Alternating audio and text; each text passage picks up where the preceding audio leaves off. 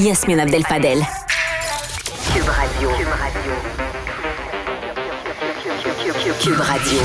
En direct à LCN. 14h30, c'est le moment de notre rendez-vous avec Yasmine Abdel-Fadel, conjointe dans les studios de Cube. Bonjour Yasmine.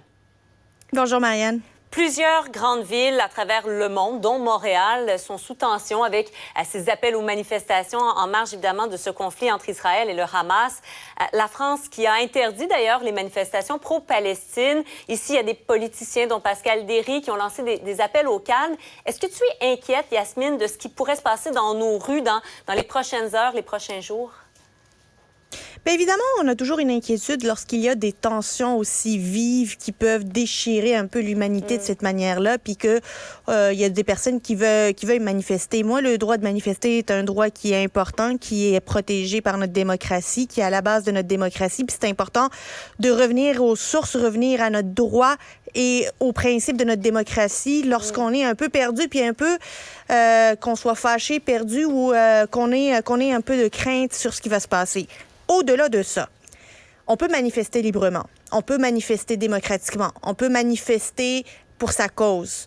Mais toute incitation à la haine est aussi encadrée par le Code criminel. Et revenons au Code criminel et traduisons les personnes qui vont inciter à la haine ou faire la promotion d'actes terroristes ou essayer de célébrer des actes terroristes. Tout ce qui est incitation à la haine... Oui.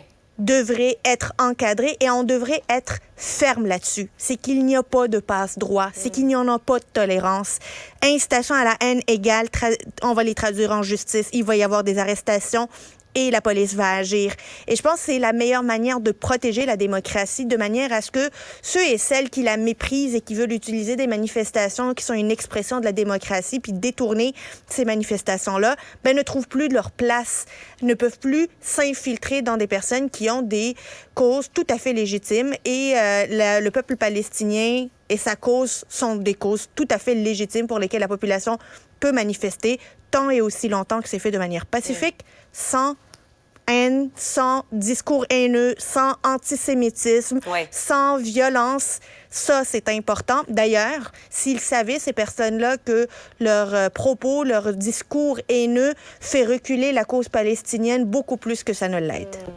Parlons de ce qui se passe là-bas, sur le terrain comme tel. Bon, il y a évidemment le blocus qui se poursuit, l'évacuation aussi vers le sud. On a dit en 24 heures de tous les civils là, de la ville de Gaza. Bon, 24 heures en principe, parce qu'on le sait, c'est très court. Même l'armée israélienne a admis que ça allait prendre du temps, cette évacuation. On parle aussi du début d'une offensive au sol à Gaza. Et là, la question que tout le monde se pose, qu'est-ce qui va advenir des civils qui vont se retrouver coincés dans ce conflit? Les civils, il n'y a pas grand monde qui se soucie d'eux, on va se le dire. Là. On leur donne 24 heures pour aller vers le sud parce que, tu sais, le sud, là, en passant, là, on n'est pas en train de parler de milliers de kilomètres. Là. C'est comme si, sur l'île de Montréal, tu habites Pointe-aux-Trembles, puis on te dit, tu as 24 heures pour tout déménager ta famille, puis trouve-toi un endroit où aller dans l'ouest de l'île. Tu sais, c'est à peu près ça. Là. Puis ils sont déjà les uns sur les autres parce qu'ils sont 2,2 millions de personnes. Plusieurs morts, les hôpitaux qui débordent. En fait, les hôpitaux, c'est pas des hôpitaux, c'est rendu des morgues à ciel ouvert.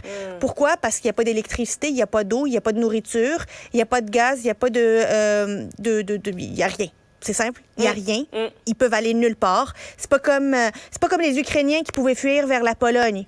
Il n'y a personne qui va recevoir. Ils ne peuvent pas bouger de là où ils sont. Ils sont pris entre les bombes d'Israël et les bombes du Hamas. Finalement, ils sont pris entre les deux feux. Ils ont une certitude, celle de mourir. C'est soit ils vont mourir sous les bombes israéliennes, soit ils vont mourir à cause du Hamas. Mais toujours est-il que il y a très peu d'avenir pour ces personnes-là. Et ça, c'est un drame humanitaire pour lequel je trouve qu'on n'est pas assez sensible. Ouais. On espère un corridor humanitaire. On a beaucoup parlé de l'Égypte. Est-ce que ça verra le jour? C'est une question également qu'on se pose. On espère qu'il y aura rapidement un corridor humanitaire, à tout le moins pour dépêcher de la nourriture, de l'eau. Des médicaments. Et en fait, on n'a même pas besoin d'un corridor humanitaire en passant pour pouvoir avoir de l'eau. Parce qu'il suffit qu'Israël arrête l'arrêt d'approvisionnement en eau et ils vont pouvoir en avoir. Donc, le corridor humanitaire, c'est pour sortir les blessés les plus, en fait, qui sont dans des situations les plus critiques, avoir des médicaments et avoir de l'aide des personnes qui vont venir de la Croix-Rouge, par exemple, pour venir sortir les blessés, les femmes, les enfants. Corridor humanitaire, d'habitude, on en a dans toutes les guerres et visiblement, celle-ci, elle n'est pas comme toutes les autres. Merci beaucoup, Yasmine. Bon week-end. Merci, Marianne. Merci beaucoup. Je vous retrouve dans un nouvel épisode et je vous dis bonne fin de semaine. Cet épisode est maintenant disponible en balade.